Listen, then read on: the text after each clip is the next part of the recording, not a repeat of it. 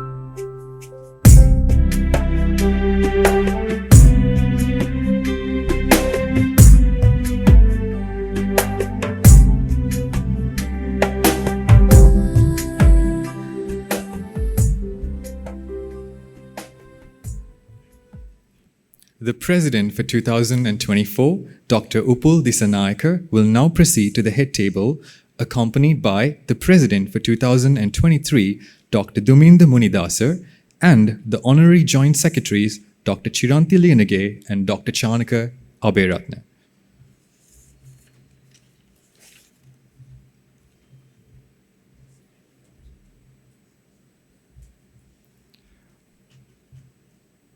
Please remain standing for the national anthem.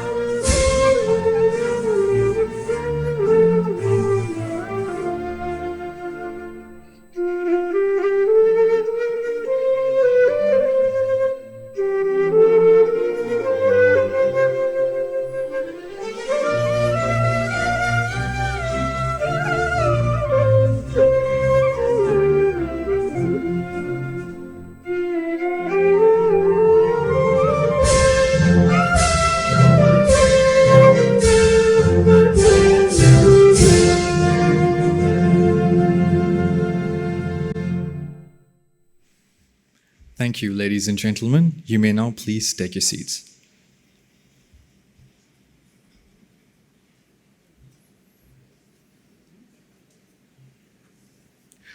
In keeping with the tradition, we will now go on to the lighting of the oil lamp, a symbol of enlightenment, knowledge, and auspicious beginnings. For this, I cordially invite Dr. Uppal Dissanayake, President for 2024, Dr. Dumendra Munidasa, President of the Ceylon College of Physicians for 2023, Dr. Anula Vijayasundara, Representative of the Board of Trustees, the Senior Most Past President, Dr. Lakshman Ranasinghe, representing the past presidents of the college, the Honorary Treasurer, Dr. Dumita Govindapala, and the Honorary Joint Secretaries of the Ceylon College of Physicians, Dr. Chiranti Lienage and Dr. Chanaka Abeyratne.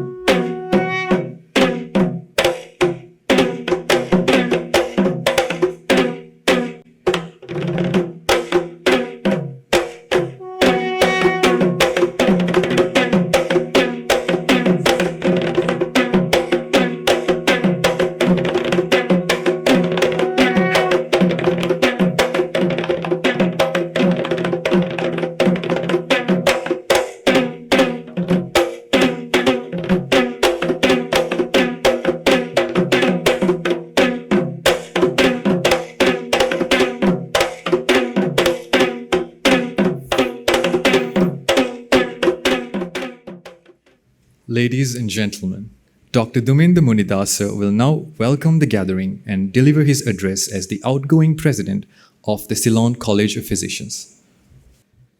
Dear trustees, past presidents, President 2024, members of the councils of 2023 and 2024, fellows, members of Ceylon College of Physicians, Secretary, Minister of Health, Director General of Health Services, and other dignitaries from the Ministry of Health, distinguished invitees, ladies and gentlemen, good evening to all of you.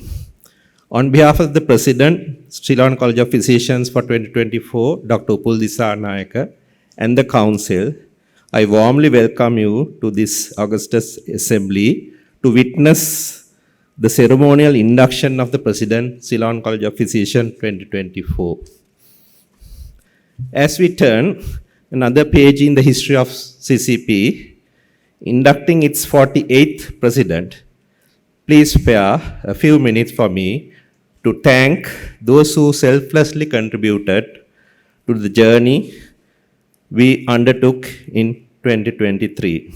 When I was inducted as the president of this prestigious institution a year ago, as anyone bestowed with such responsibility, my aim was to succeed in achieving the expectations of our membership.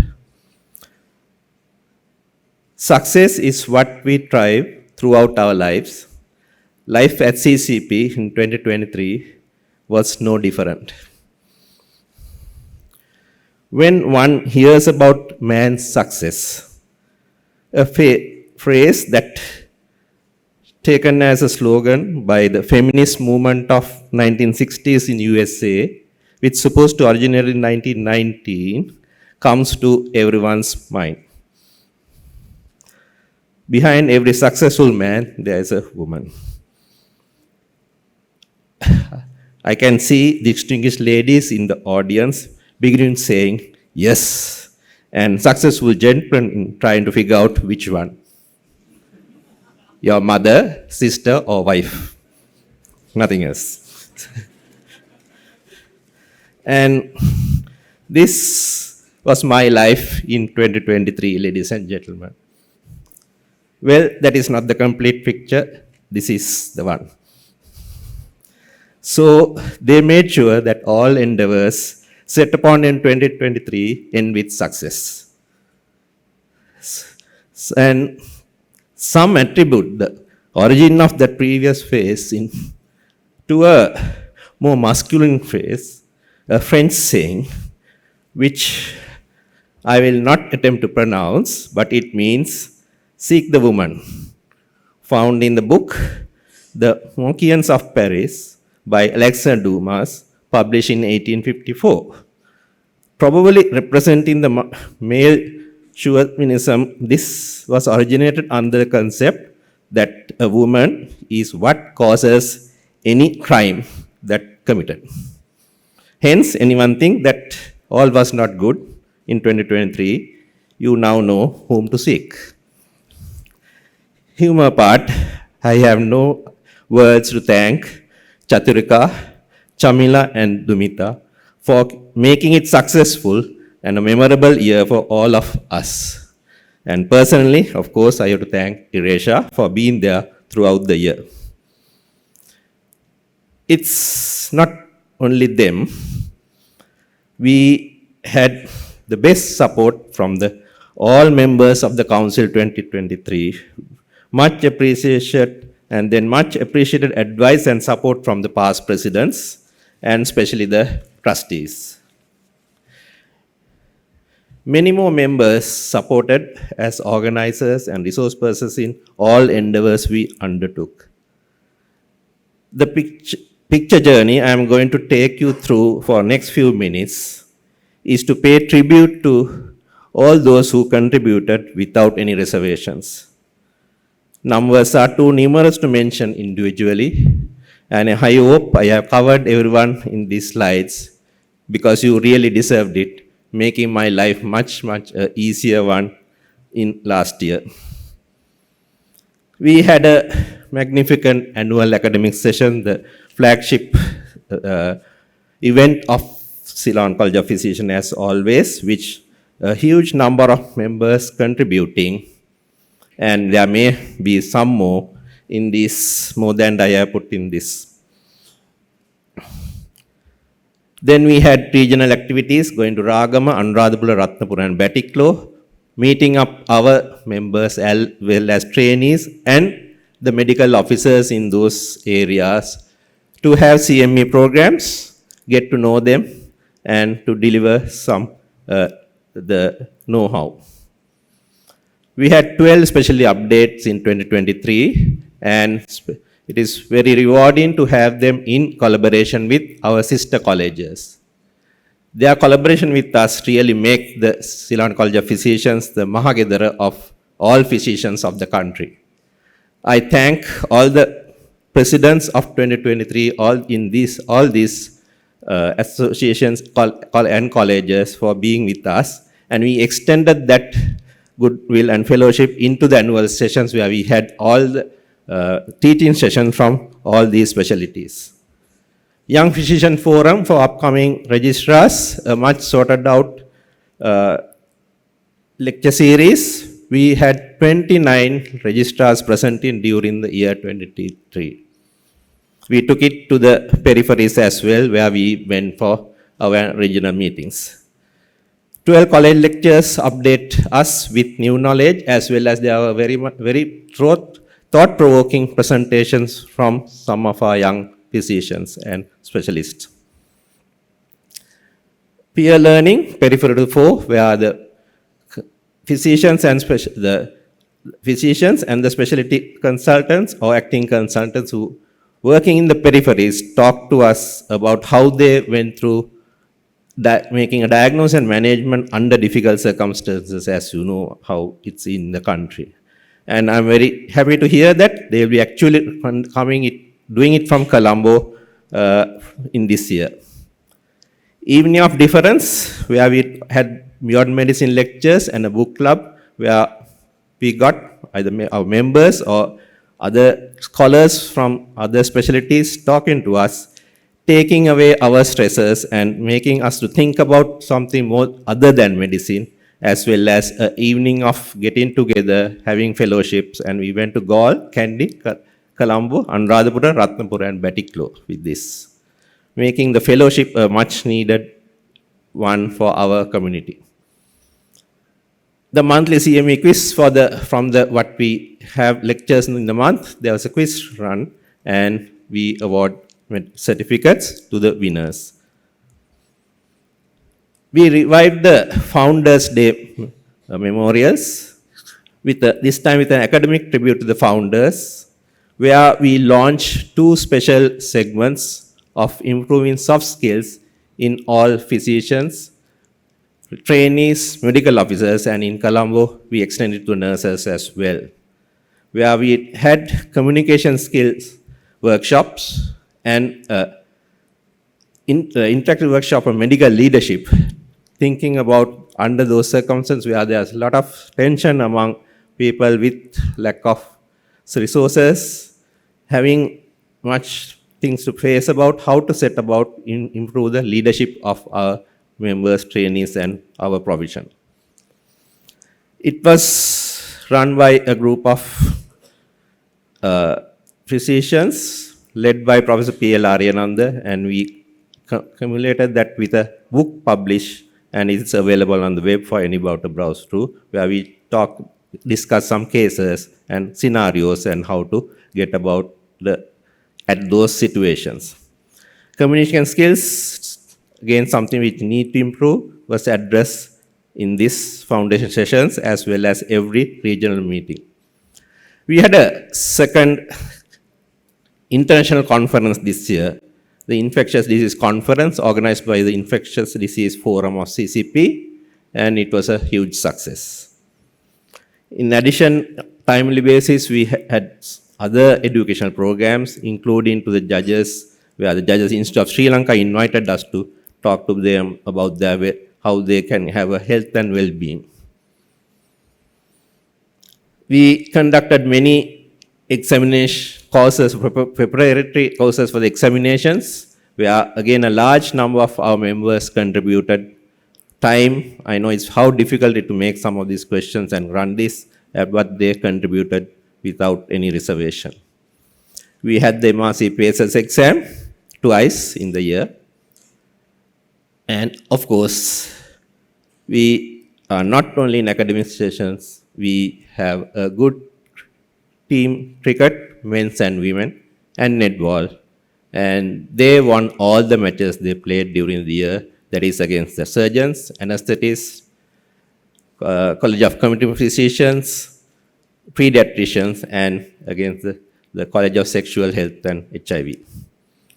I congratulate them, and of course, this is the first time we had a female cricket team representing us, and in the tournament to be organized by the Sri Lanka Medical Association, which was postponed from last year, will held in 2 days' time. I wish our team all the best. So team is represented by this group of physicians. And we also got involved with Ministry of Health in related issues related to supply of medicine and challenge the policy of primary care delivery by the Ministry of Health. Issues were taken up, and we are highly involved as a college to contribute. College, as usual, have big research grants, and again, members were very helpful in getting reviews done for the CCP research grant and CCP Ranja Vikramanayaka research grant. We have few funds. The CCP COVID aid fund was terminated after we distributed much needed glucose strips at one time where they were not available in the hospital. We bought from whatever the money we left and distributed. And we have some more money in the Save Sri Lanka fund in US dollars, and we are pressing SPC to buy it because that's the only way we can buy it. And our members are trying hard. During last year, we bought some of the essential medicine through that, to the hospitals, through the SPC. We also went to the community and donated to school children the bags and to them school bags at one time. Journal of Ceylon College of Physicians, editors did a wonderful job, issued 2 issues during the year, as well as abstract issue for the sessions. Here I would like to thank Professor Namal Vijayasinghe, who completed his tenure as editor in the last year. And thank you, Namal, for your contribution. There was a regular update of news as well as some views included in that. We had 12 newsletters issued. Website is now a major part of the CCP where you can do all your payments, and we conduct some of the classes through this, and it's well up and running. We did some refurbishment of the college at the beginning of the 2023, and all this what we did during the year will not have been possible without these delegated persons. From the office, we have Rohana, Manel, Hemamali, Sarath, and Kumara, working sometimes throughout the weeks, sometimes even night. And together with them, we had Kalpana and Mayumi, 2 pre-interns, very helpful to run all that packed up program during the year. And these teams, AV team from Nalina and photography team of Amal, has become part of CCP, or as they do it going beyond their professional commitment, helping us always. What we did would not be possible without our well-wishers. I very much thankful to all the sponsors during the year. In spite of the constraint I know had economically, you were there to help us and had the full share of the funds for us, funds available for us. So it's with great humility that I thank all those who made their best possible contribution to the college in 2023. Behind the success of each project we undertook in 2023 was several teams that executed and delivered each project. Such a team generally consists of few who did the planning and gathering of logistics, a squad of supporters who handled the logistics with efficiency, and a group of resource persons who delivered them. And they were all links in a chain. If one defaulted, the outcome would have been disastrous. This teamwork is what is going to carry the CCP to the future, expanding boundaries. Knowing Upul from my faculty days, I know he's a strong believer in the phrase, there is no such thing as free lunch. For today, it's dinner. Therefore, I am sure almost all in this audience will be contacted by Upul during the year, being invited to teams from the projects that he envisaged for the year. Hence, please let me share some thoughts on teamwork, on teams and teamworks. A team can be defined as a group of people who need each other to accomplish a goal. Steve Case, chairman and CEO of the Revolution, is one of the America's best known and most accomplished entrepreneurs and a pioneer in making the internet a part of everyday life. This interpretation is a beautiful outlook on what constitutes a team. Strength of a team is having people of different personalities and perspectives. Hence, as a team member, one has to remember that one has to get along with other team members to achieve a common goal. When a team underperforms, we tend to look for reasons within the team members. But the Steve case gives us a different perspective. Maybe it is time to look at the allocation of tasks where we may have missed something. Every team member has his or her own strengths and weaknesses. Leading members of an exemplary team will exploit the strengths and suppresses the weakness of individual members to achieve the maximum potential of each person. So together, everyone will achieve more. That's what meant in a team. Let me now point out some characteristics of a successful team. Hope this will help all of us in our life. Having a clear goal for the team is very important. It needs to be set by the management, and team members can function with a goal-oriented mindset. And goals should be smart, as we say so. Getting goals for each team member is very important so that member will be committed to do that. That will lead to success of the whole team. You need open and clear communications within the team. You may need brainstorming for solutions and need to have regular status updates among members so that everyone will be in the same path and will achieve success. One need to agree at the beginning itself who makes the decision and how. There are ways that you can agree how to do it, and it may change from time to time. It will be an individual or leader at that time, or maybe minority small team group within the group. It may be by voting by majority or maybe consensus and maybe unanimously consented. So there are ways which a team will know which one to choose. And full and equal participation of all with shared responsibility and accountability is very important. Then only there won't be fallouts within a team.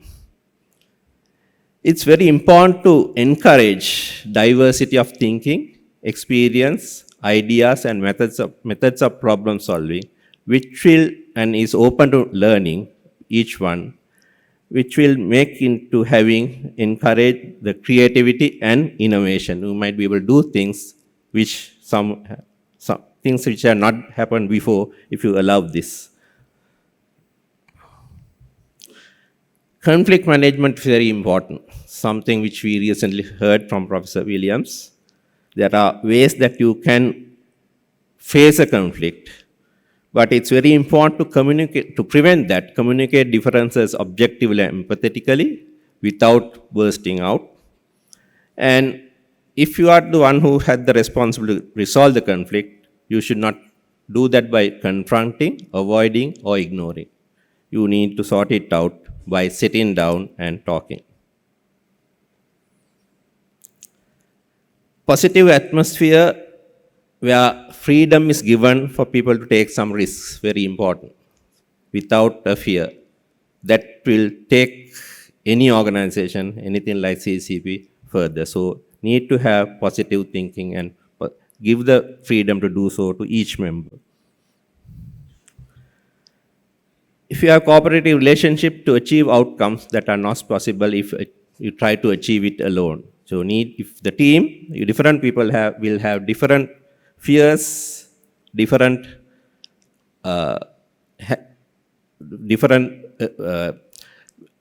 ways to achieve things. So allow that. So like in the Scooby-Doo, you know that there are some characters very intelligent, some characters very afraid of things, but they all together solve mysteries. The leadership is very important. When you talk about leadership, it can have the organization like CCP need a leadership as the president and the council. But within the CCP, you can have different teams for different tasks. And within those teams, it said that you can share the leadership. It can rotate in maybe depending on the task, different. So as we know that each member will have different abilities. So if the one who has the ability to do a certain task will be given the leadership at that time, and it may not be a permanent one. But you need a leader or a manager. And of course, you can have an individual working on that.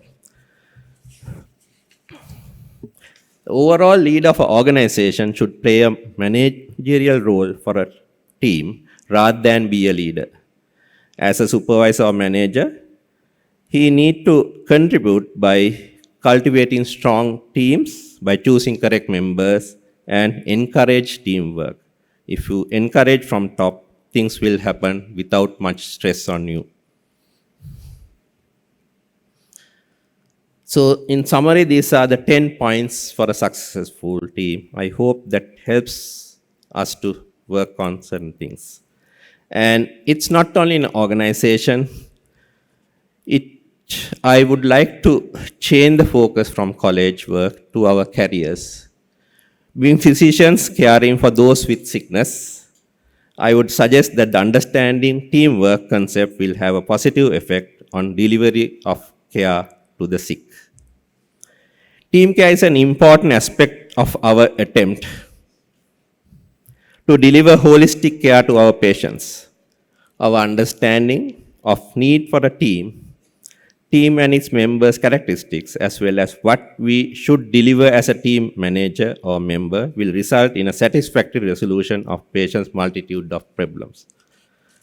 It's not one disease that we need to treat nowadays in a patient. It's a host of diseases plus much of other social issues. In holistic care, the team need to be formulated and then managed by the lead clinician. The lead need to recruit other specialists, medical officers, professional supplementary to the medicine such as nurses, physiotherapists, as well as social workers and other facilitators from the community, guided by the patient's requirement for better outcome of the patient. And remember, patient and his relatives or caretakers should be considered essential part of the team. Otherwise, message will not go down and there may be very much default in part of them from the patient. The interactions of a care team are recommended to be an interdisciplinary one rather than multidisciplinary. What is the interdisciplinary? The interdisciplinary framework, care decisions are taken after team meetings with shared responsibility. They look at their patients separately, but they come together and decide, and each one decide on how the others can help, so that ultimately the outcome will be a good one of the patient. And by doing that with the patient there, clear message will be delivered to the patient. In a multidisciplinary team, although all aspects are addressed by individual members by sending a lot of referrals, they will be working with the patients in the isolation, deciding on care pathways to be taken individually, which might cause sometimes conflicts and may not be ideal for a holistic care. If it's done by multidisciplinary care, is done by, as we do most of the time at the moment, by referrals, either inward or outpatients, giving a lot of referral letters when the patient get discharged, where patient doesn't know why it needs to be done, and which has led to a lot of patient defaulting some of the things that they need that for better care. And sometimes patients might get contradictory instructions from different teams, making matters worse. Hence, we need to think about running interdisciplinary management for our patients. Working in the rehabilitation medicine field, where I have learned most of it, and interdisciplinary team care is implemented to the fullest in medical rehabilitation. I'm sure our colleagues and trainees would benefit by following it. In essence, great feats are achieved throughout history. Although pharaohs went down in the history as makers, pyramids were not built by one man.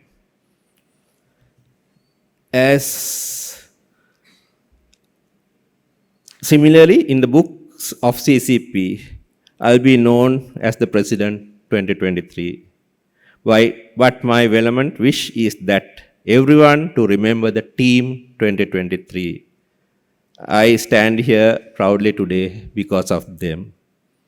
Let's remember, team is a beautiful word without an I in it.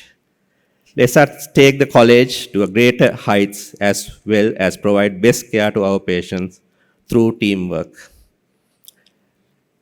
Let me conclude by sincerely thanking again all members for the commitment in 2023. I congratulate Upul and wish him and the team very best for their effort to bring diversity, inclusivity, and equity to healthcare delivery in Sri Lanka. Thank you very much for your patient listening.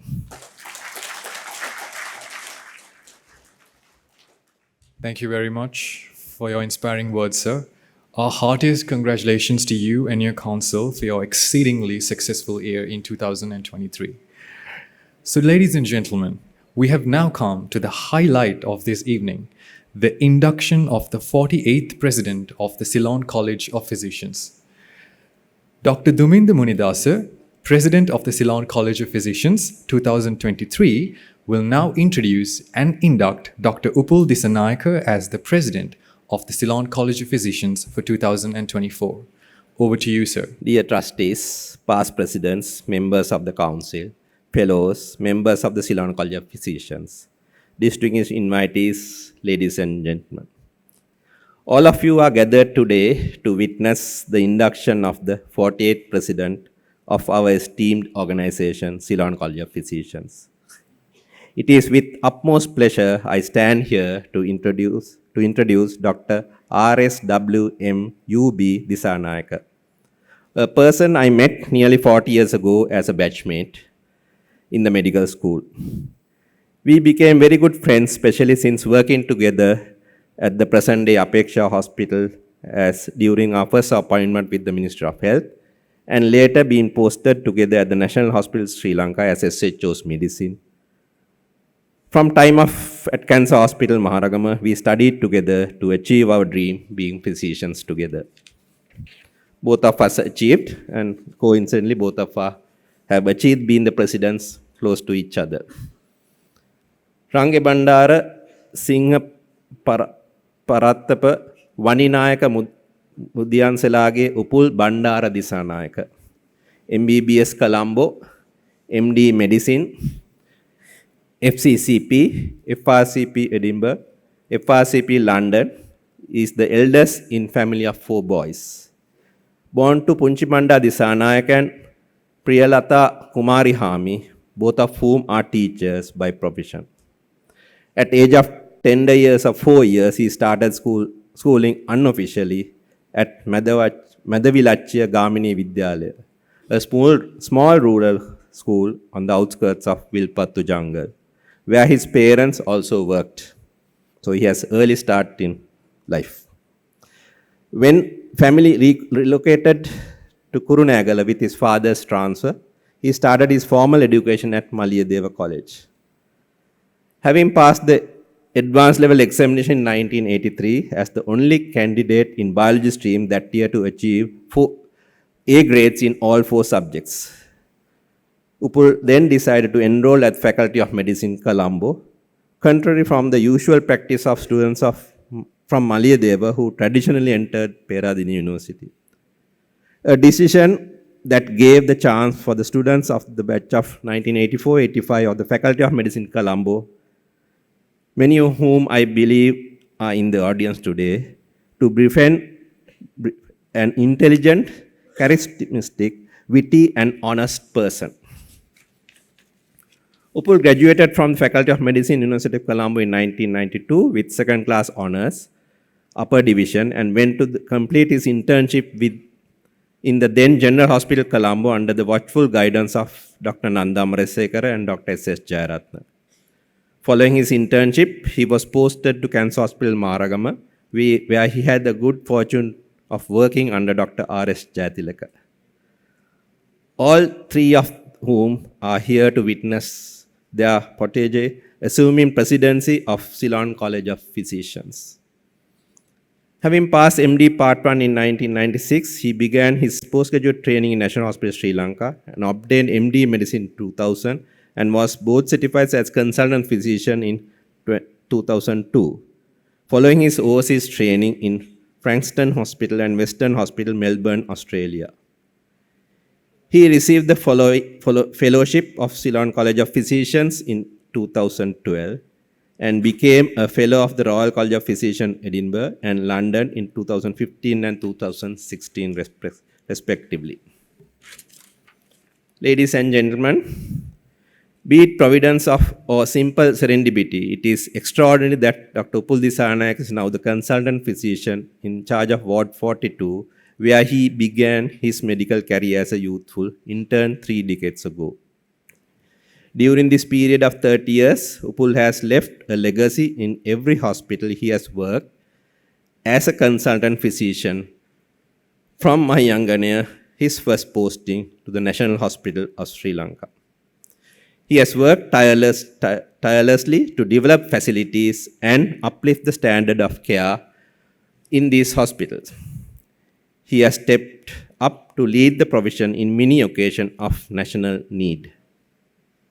In 2010, at a time when management of dengue was a physician's nightmare, more or less grappling in the dark with high mortality rates, he co-authored the very first national guideline of management of dengue in Sri Lanka. He spearheaded a campaign to disseminate these guidelines throughout the country and contributed in establishing a training program for nurses on the management of dengue. Ladies and gentlemen, this guideline with its subsequent revisions is the standard of care across the country now, and it has significantly reduced the mortality of dengue in Sri Lanka, which is a commendable task. More recently, he rallied the physician to care the masses during COVID-19 pandemic. He used his good habit of communication to inform the masses about the COVID and the importance of vaccination as well. However, his most remarkable service to the country to this day is when he spoke up when none dared to speak. In 2018, he coordinated the group of medical specialists who stepped forward to openly debunk the cancerous infertility pill, Vandapeti, myth which was spreading communal disharmony at that time, and he still vowed to speak up in future against any misinterpretation or rumor in connection with anything and everything medical. Well done, Upul. His contribution to Ministry of Health, the National Medicine Regulatory Authority, and many other institutions in various capacities are innumerable. He was the Secretary of the Board of Study in Medicine in 2022. He also a trainer and an examiner of the Postgraduate Institute of Medicine. Most importantly, he is one of the most beloved physicians today, who truly cares for his trainees, but neither allow nor foster incompetence that may compromise patient care. He is a loving husband to Pushpa, who is a batchmate and a group mate of his, currently a consultant psychiatrist at National Institute of Mental Health. They have a son, Uvin, and a daughter, Ciara, both of whom have refused to follow their father's footsteps, having witnessed the grueling toil innate to our profession firsthand. They are now pursuing higher studies in other more appealing fields.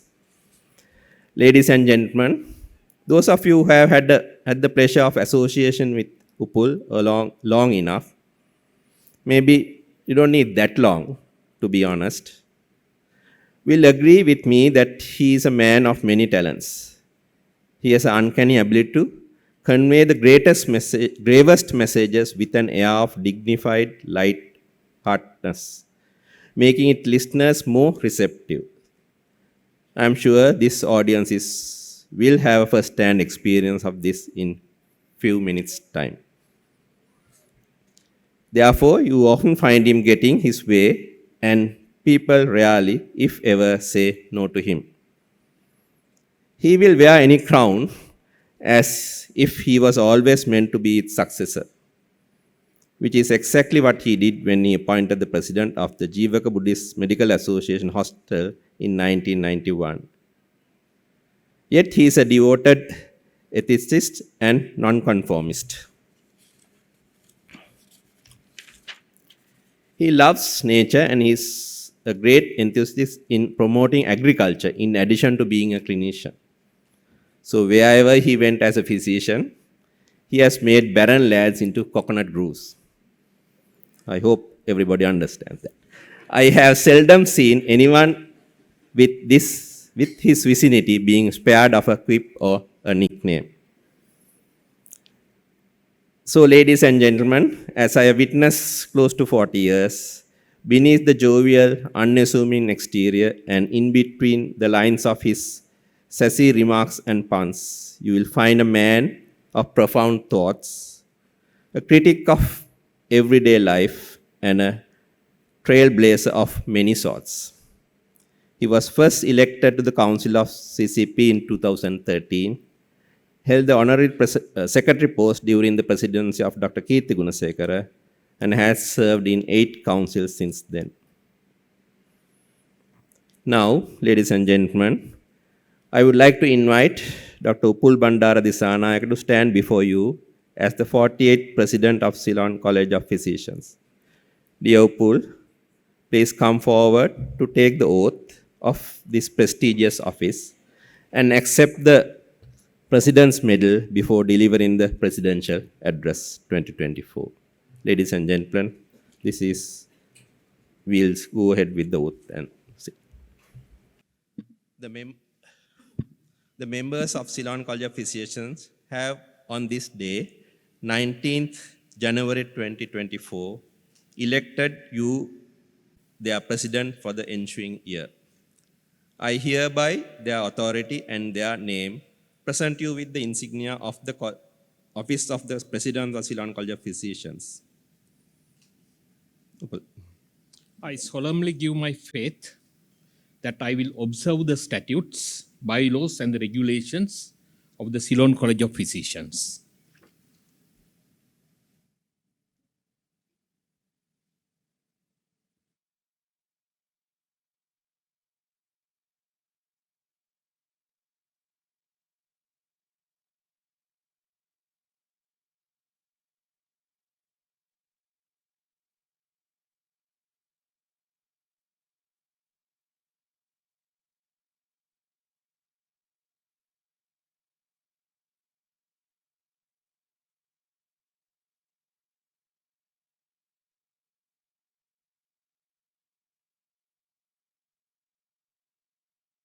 Ayubovan, Vanakkam, Assalamu alaikum, and a good evening. Trustees, past presidents, council members, dignitaries, ladies and gentlemen. As I am inducted as the 48th President of Ceylon College of Physicians today, the crown weighs heavily on my head. It is the fault of the succession of presidents who have elevated the standards of the college to higher and higher degrees. Duminder is one such person who gleefully hands over the crown of thorns to me. I am not trying to be as good as any of them, even in my dreams. However, if I succeed in emulating at least half of what they were, I will consider myself successful. When I was young, ladies and gentlemen, I liked conformity. Conformity with my views, my ideas, and aspirations. As long as the world was aligned with my expectations, I was perfectly at peace with the world. However, the rest of the world was often unkind and reminded me that I cannot always expect conformity. Gradually, I began to realize that conformity was synonymous with monotony. Sri Lanka, a motherland we all live in by choice or out of obligation for what she has done to us, ladies and gentlemen, is never a monotony. We are colorful, we are bountiful in what we reap and what we rope in. We are the plains and we are the majestic hills. We are the slow-moving streams and we are sometimes the cascading waterfalls. We are the arid manas, yet the rain-soaked waterfalls at the same time. Just like the geography, as a nation, we are different, yet beautiful. We are diverse in our ethnicity, language, religion, culture, sexual orientation, and so on. However, the diversity that does not go hand in hand with inclusivity and equity makes life harder for the nonconformists. We see it every day, but do not feel it, as most of us are the privileged conformists. Do take a look at my word round. My house officer presents the case in English. We discuss our case and after much deliberation, decide on what to do. All in English. We discharge him after a couple of days with a diagnosis card written in English. The only thing in common language is the date and the time in Indo-Arabic numerals for the clinic visit. Ladies and gentlemen, our literacy in English still 23.8% among the population about 10 years of age, according to the Department of Census and Statistics reports on population and housing, 2012. I believe that I'm a good person, a considerate human being. However, my behavior says that I am not. Considering our patients not even as subjects, but mere objects. Imagine yourself in the patient's position. You are there sick, not knowing what ails you, when you would go home, or whether you are going to go home at all. The big boss comes and does his round in a strange language, which only 23.8% of the population understands.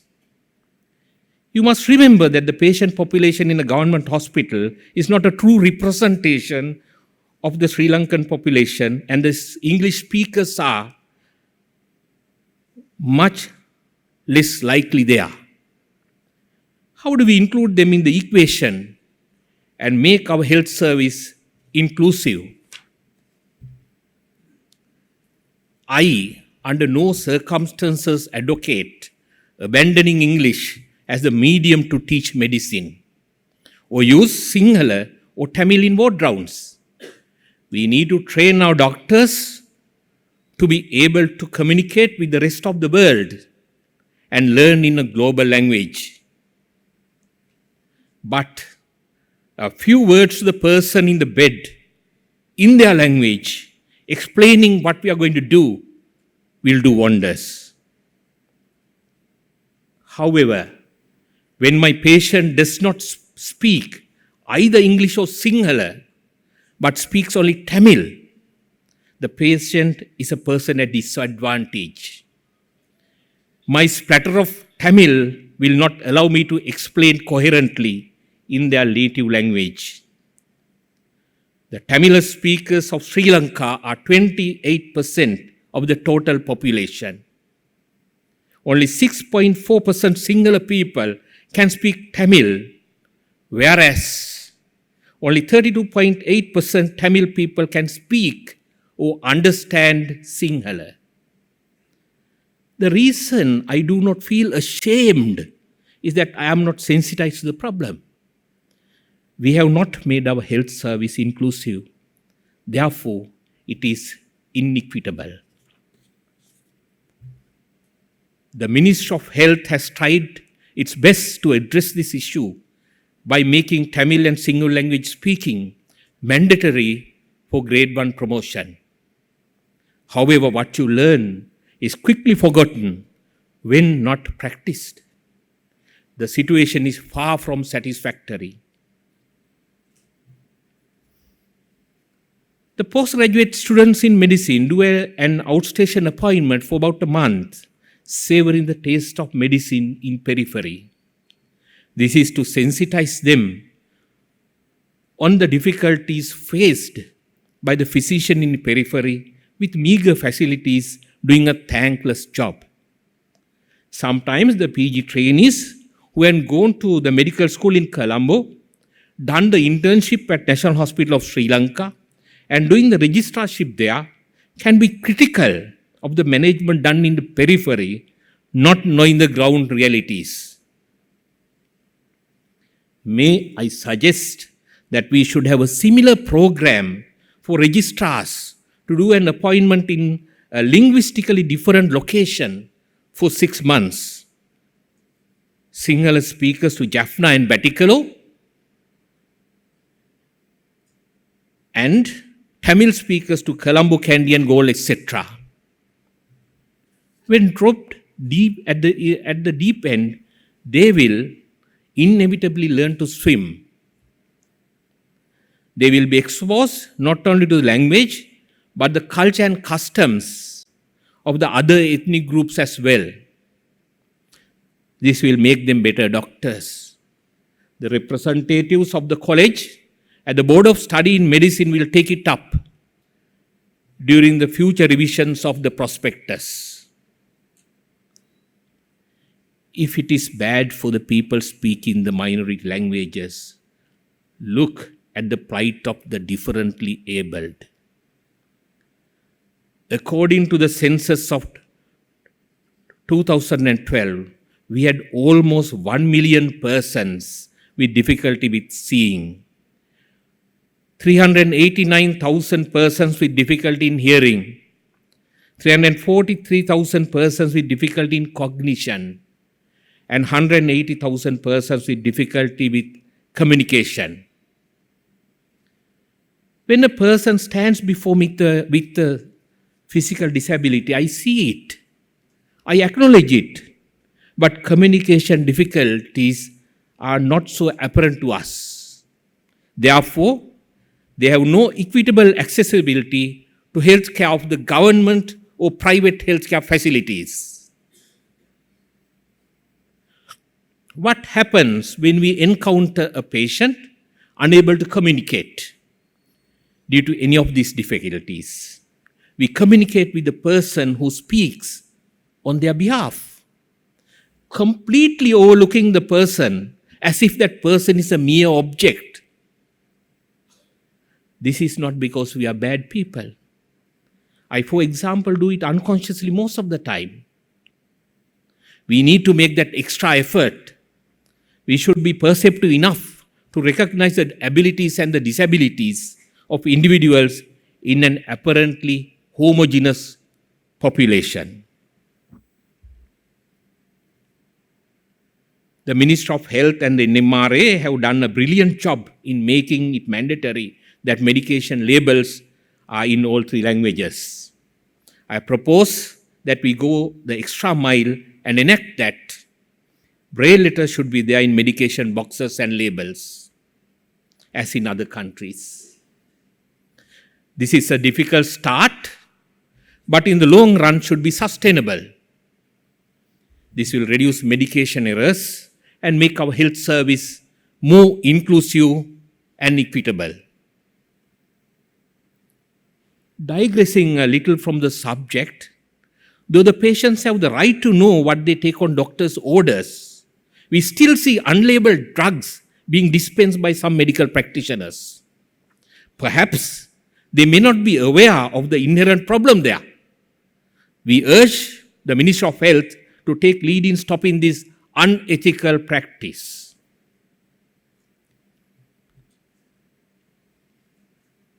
We have a culture which boasts that we treat women with dignity. We have individuals who get into fights when they hear a slur on the female friend or a family member. Yet, women in this country are not safe on the roads. With our so-called culture of 2,500 years, we have not been able to provide the same safety which men in the country feel after darkness. Similarly, we have failed to provide them with equitable health care.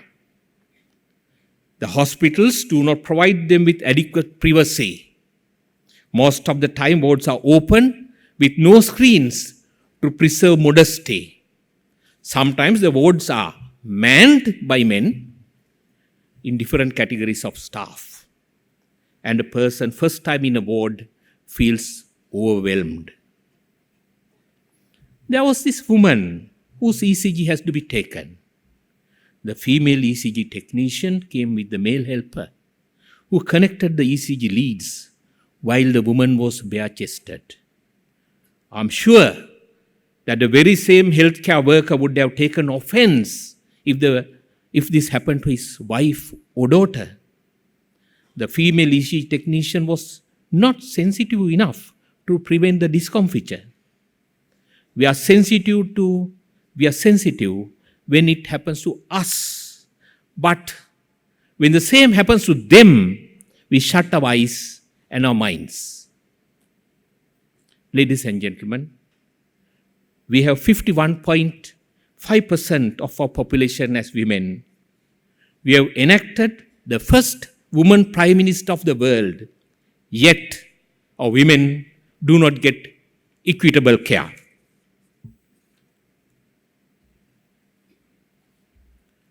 How does our culture affect our access to health? Certain beliefs of the communities hinder their access and acceptance of healthcare. For example, false beliefs of vaccines causing infertility have hampered the country's efforts in combating vaccine-preventable diseases. We should engage more with such communities and their leaders to combat these beliefs. Similarly, a healthcare worker may not be sensitive to cultural taboos. Sensitivities like women not exposing in front of males in certain cultures, and it leads to awkward situations.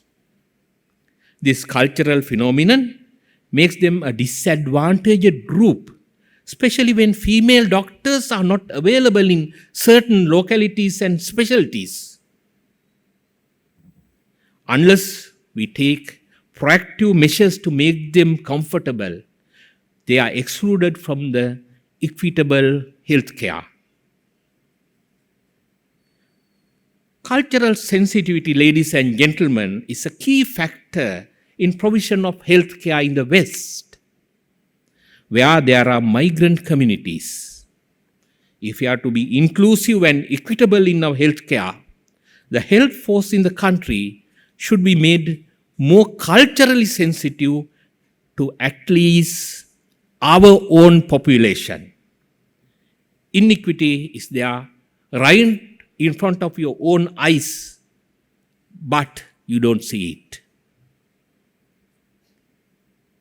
Being away from majority religion is another disadvantage a patient has. In the time of adversity, the patient and the family try to obtain some relief psychologically and spiritually by turning to religion.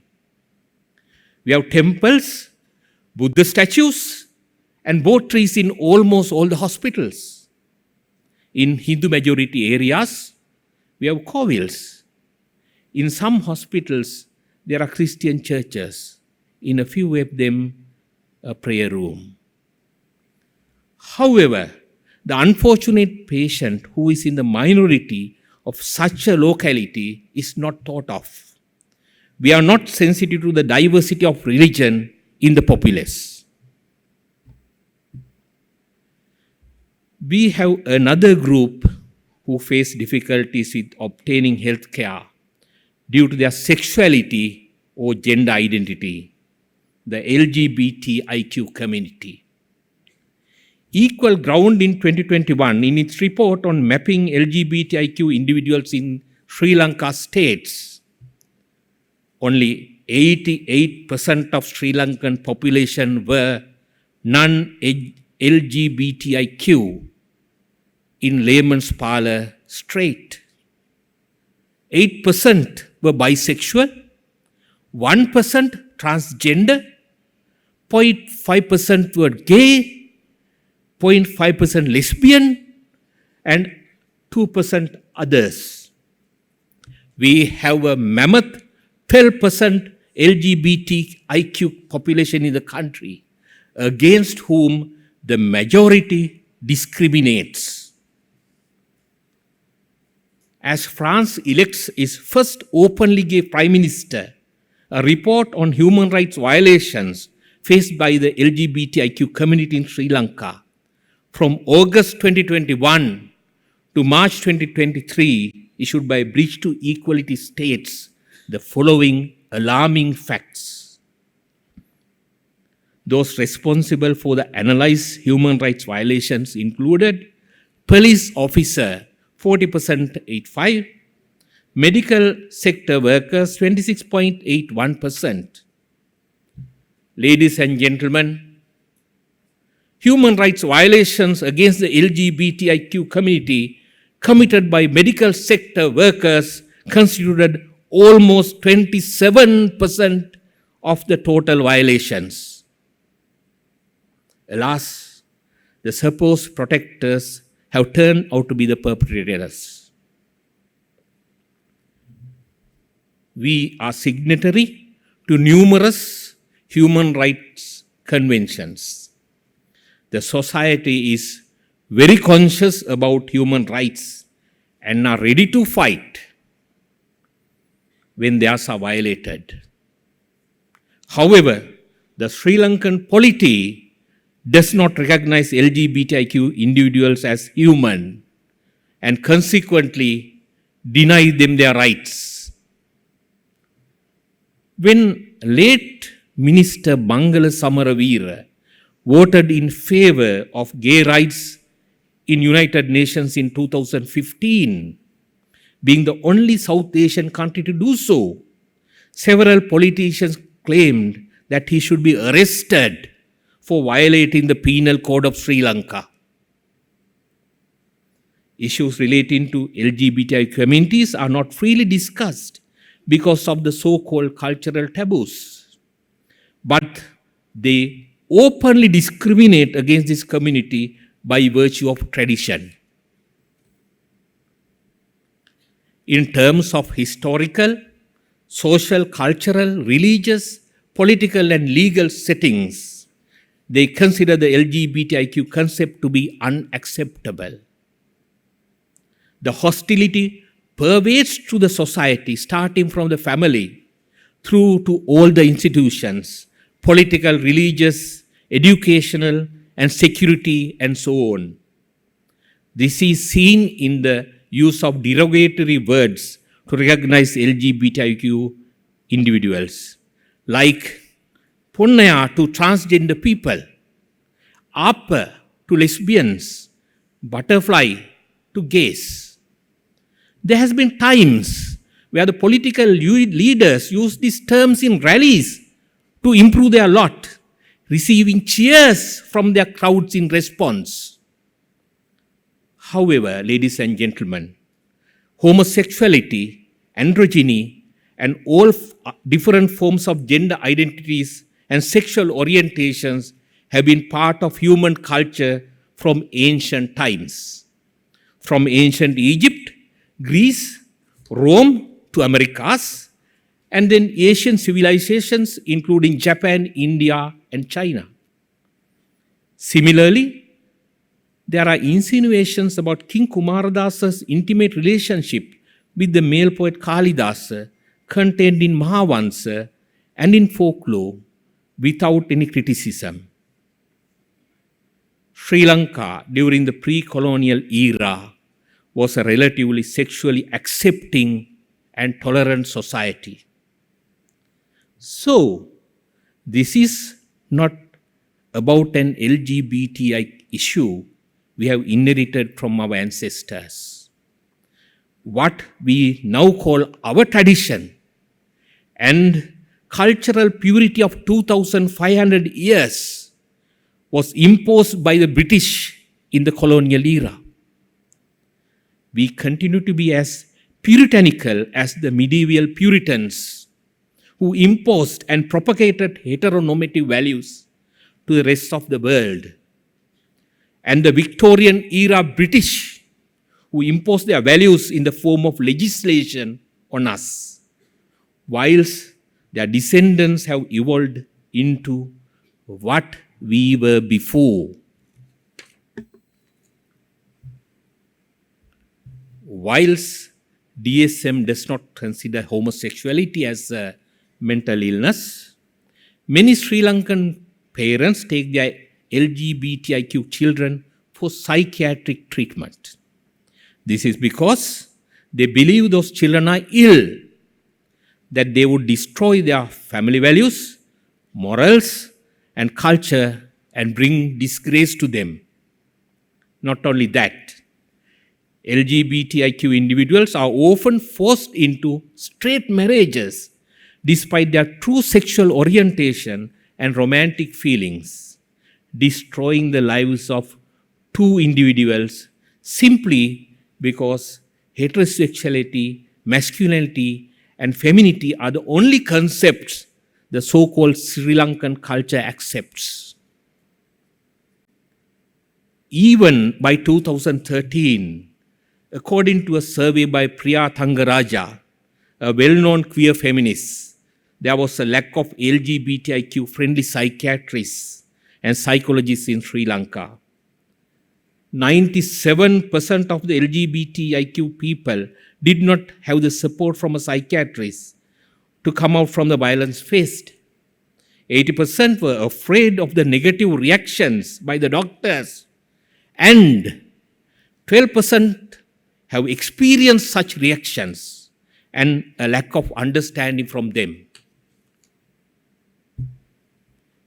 Even as late as November 2021, a so-called psychologist at the police officers training maintained that LGBTIQ is an unnatural and psychiatric issue. The situation has changed during the last few years under the leadership of Sri Lanka College of Psychiatrists. And now a person can expect to see a psychiatrist with no prejudice against non-heteronormative orientations and genders. With the insistence of the college, a circular was passed to issue gender recognition certificates to transgender people in 2016 by the Sri Lankan government. This allows them to change their gender on the birth certificates, national identity cards, and passports. We salute the Sri Lanka College of Psychiatrists for the bravery shown and the continuation of their good work. And we are fully committed to improve the quality of care the LGBTIQ community receives from the healthcare institutions. We understand that the prejudices someone carries on from their childhood cannot be changed overnight. This will need patience and at the same time perseverance on the part of those who try to change the system. There will be dialogue initiated among healthcare workers, and we seek the good officers of the Ministry of Health to help us in this regard. As a professional medical organization, we will start among our members, then the medical officers and medical students. We will further go into our co-workers, nursing professionals, and other categories of health staff. We see a small light at the end of political tunnel as well. Honorable Premanath C. Dolawath MP submitted a private member's bill to Parliament on the 23rd August 2022, aiming to repeal the archaic colonial era law banning homosexual sex. The constitutionality of this was challenged before the Supreme Court through a special determination petition. The petitioner stated that the proposed amendment has failed to preserve the best interests of the children. They claimed that the amendment may somehow lead to LGBTIQ agenda be promoted in schools, which they say would influence impressionable children and increase the number of trans youth. They further stated that the proposed amendment may lead to the decriminalization of homosexual activities, which can worsen current HIV and AIDS epidemic. Despite the petitioner's arguments, in May 2023, the Supreme Court greenlit the bill, determining that the bill as a whole or any provision thereof is not inconsistent with the Constitution. Ladies and gentlemen, having legislation is not good enough. We need to change the people's mindset. We need to start with us healthcare workers if we are serious about provision of inclusive and equitable healthcare. We need to speak about it. Let it not hide under the cultural taboos. We need to be fair by 12% of our population. Similarly, sometimes having HIV or hepatitis B makes a person less welcome in healthcare institutions. Though the government legislation says otherwise, the ground situation is different. There is one doctor in this audience who bears testimony to the story, where a person with a bad cut injury to the arm was diverted from 3 major private healthcare institutions just because he was righteous enough to inform the admitting officer that he was hepatitis B positive. The clients with HIV still receive less than friendly care at certain healthcare institutions, despite the valiant efforts of my colleagues at the College of Venereology. Who is responsible for this social injustice? It is you, ladies and gentlemen, and I, who are going along the flow, not having the will or the strength to swim against the tide. Ladies and gentlemen, during my tenure as the President CCP, the college will recognize the diversity of our populace, fight for inclusivity and equity in healthcare provision in the country. Therefore, the theme for the year 2024 will be diversity, inclusivity, and equity. Forging against the current is not easy. Worse if it is floodwaters. You need the strength and especially courage to fight the urge to go along with the flow, to take the easy way out. We do have that strength, courage, and determination, ladies and gentlemen, and let us do so. Thank you, Duminder, for being my friend, whom I can count to be there when the going gets tough. I will need your guidance and support during the next year. And congratulations for doing a fantastic job last year, along with your able counsel. I learned much just seated there, watching you, how you guided the college during the difficult times. Thank you to the Council 2024, who will have to shoulder much work during the next year. The Honorary Secretaries, Chanaka and Chiranti, who will have to work with an extremely forgetful and disorganized president. The Treasurer Dumita, who I'll presume will be kind to me during the next year. The past presidents who had faith in me to consider me worthy of that esteemed position. I must remember with gratitude 2 women who made me who I am today. My mother, who coaxed my father to take me off the edges of Vilpattu to provide me a better education, who's no more here. And my wife, who's striving hard to drive some civility to the man out of the wilds of Vilpattu. There was my father, who was fully supportive of what I did in my life, irrespective of the consequences for him. My children, who are children no more, Win and Sierra, for peeling off my prejudices against diverse group as they grew up. Teachers who have made me who I am today from my school. There's one person in the audience, Ms. Swarna Gunathilaka.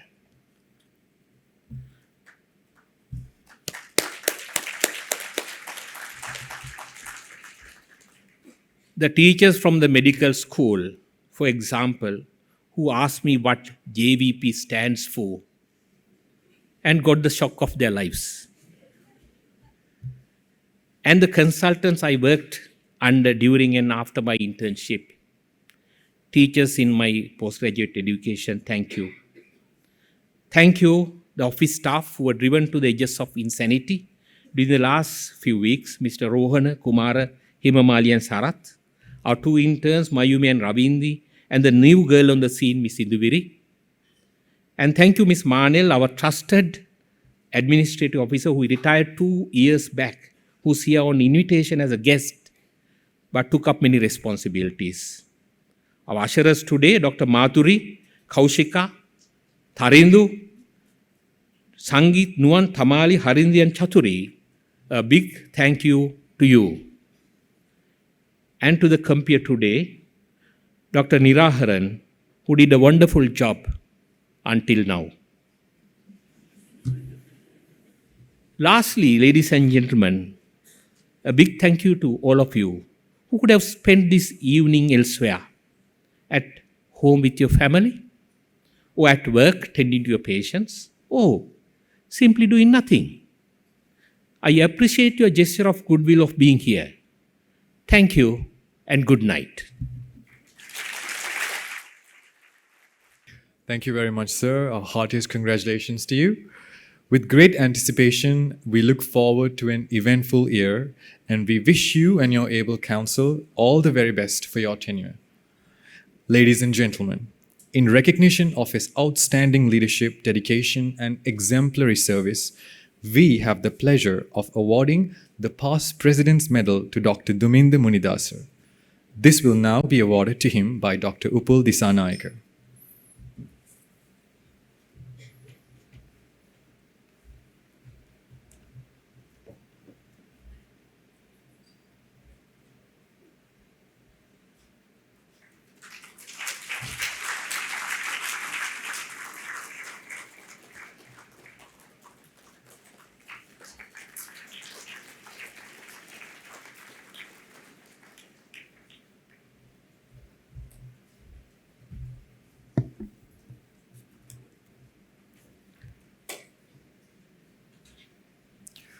Ladies and gentlemen, with an illustrious history spanning 6 decades, the Ceylon College of Physicians has many proud traditions.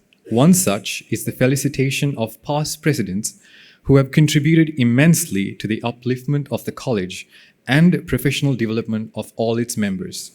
Tonight, we felicitate another distinguished past president whose contributions have paved the way for many successes we celebrate today. Dr. Newmali Amarasena will now read the citation of the past president, and the felicitation plug will be awarded by Dr. Upul Disanaikar. Over to you, ma'am. Today we will be felicitating Professor Sarath Lekamvasam, whose qualifications are MBBS Peradeniya, MD Colombo, FRCP London, PhD Erasmus Rotterdam.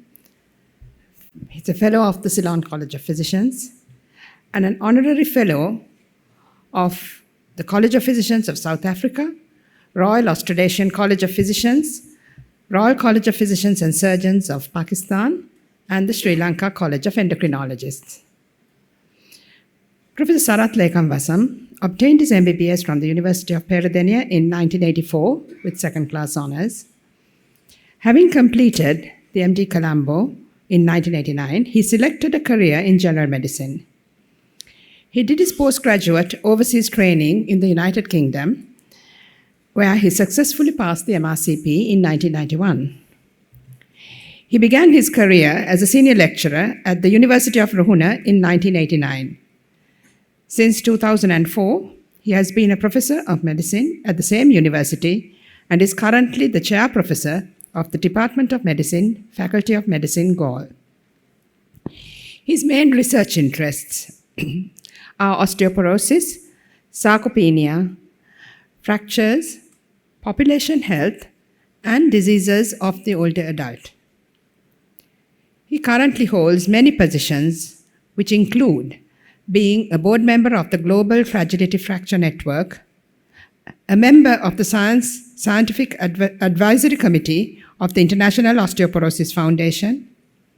He's a certified surveyor of Australian healthcare standards, and he's on numerous editorial boards, which include the Ceylon Medical Journal, Sri Lanka Journal of Medicine, and Journal of Metabolic and Endocrine Diseases of Sri Lanka. He held the post of Dean, Faculty of Medicine, University of Ruhuna from 2014 to 17, and was Chairman, Board of Study of Medicine, Postgraduate Institute of Medicine from 2018 to 21. He was also President of the Ceylon College of Physicians in 2012 and President of the Sri Lanka Association of Geriatric Medicine in 2020 and 2021, and President of the Gaul Medical Association in 2004. He has over 100 research publications in peer-reviewed journals. He has also contributed book chapters and was the principal author of the Sri Lankan chapter of Asian Osteoporosis Audit, which was launched in Beijing, China. His many achievements include establishing the first DEXA machine in Sri Lanka in 1998 and the Center for Metabolic Bone Diseases in the Department of Medicine, Gaul. He obtained a Commonwealth Fellowship in the Department of Medicine, Cambridge University, and he also obtained the Presidential Award for Scientific Research in July 2010. He has delivered 8 orations and a keynote address. The orations include the prestigious Cyril Fernando Memorial Oration of the Ceylon College of Physicians in 2002, the Sir Marcus Fernando Oration of the Sri Lanka Medical Association in 2007, and the Dr. Natarajan Memorial Oration in Jericon, India. Sarath is a dedicated teacher. Out of all his numerous achievements, what is closest to his heart and is justly proud of are the 16 PhD and MPhil students he has been supervising. Mr. President, Professor Sarath Lekamvasam is an academic of the highest caliber, a talented physician whose pioneering efforts in metabolic and bone diseases has contributed greatly to the development of these specialties. And above all, a dedicated teacher who has contributed immensely to both undergraduate and postgraduate education in Sri Lanka. I now take great pleasure in presenting him to you for his award.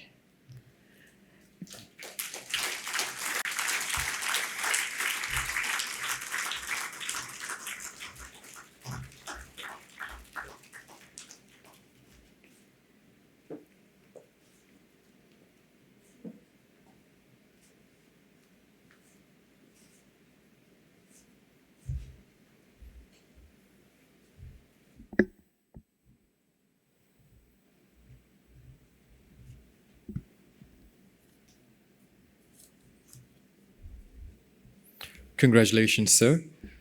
Ladies and gentlemen, this brings us to the end of the proceedings of the ceremonial induction of the President of the Ceylon College of Physicians for 2024. The President and the Council of the College invite you for the reception and an evening of fellowship. May I now kindly request you to rise for the ceremonial procession to leave the hall. Thank you and do have a pleasant evening.